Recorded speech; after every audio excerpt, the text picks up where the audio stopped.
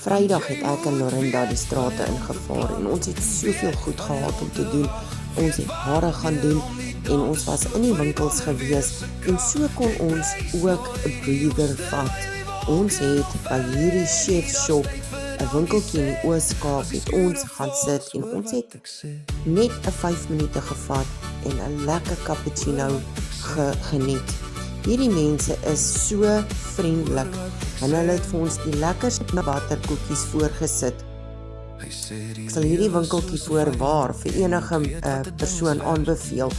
En so het ek en Lorinda tussendeur die kuier, die cappuccino, die ontbyt, die winkel van winkel na winkel stappery, het ons met ons selfone gedoen wat ons moes doen, boodskappe geantwoord en ons het gewerk. Dit is wat ons doen. Vat 'n 10 minuut hier, 20 minute daar